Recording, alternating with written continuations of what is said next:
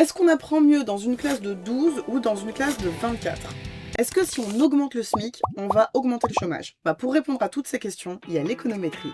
Pendant longtemps, l'économie, c'était seulement de la théorie. Mais peu à peu, on a commencé à se doter d'instituts statistiques et de bonnes méthodes pour analyser les données. Parce que quand on constate que les mouches et les touristes, ils arrivent sur les plages au même moment, ou que dans les pays où on mange beaucoup de chocolat, on a plus de prix Nobel, ça prouve rien. Ouais, dans le doute, je vais quand même racheter une tablette. Le mieux, si on voulait vraiment bien distinguer les causalités des corrélations fallacieuses, ce serait de pouvoir mettre les acteurs économiques dans des tubes à essai, ce qui n'est pas franchement possible. Et c'est pour ça qu'il y a l'économétrie.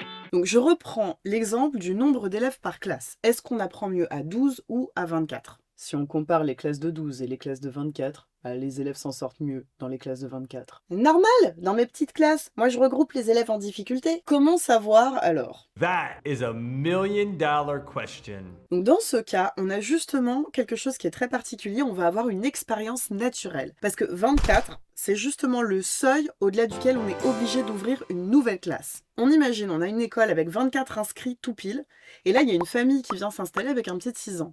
Ils vont devoir dédoubler la classe de CP. Et là, on va pouvoir vraiment voir comment les mêmes élèves qui apprenaient dans une classe de 24 vont apprendre quand ils vont être dans des classes de 12. Exactement. Mais pour savoir si une politique publique fonctionne quand on n'a pas une situation d'expérience naturelle, ce serait bien de faire des vraies expériences avec des groupes tests et des groupes témoins comme en médecine.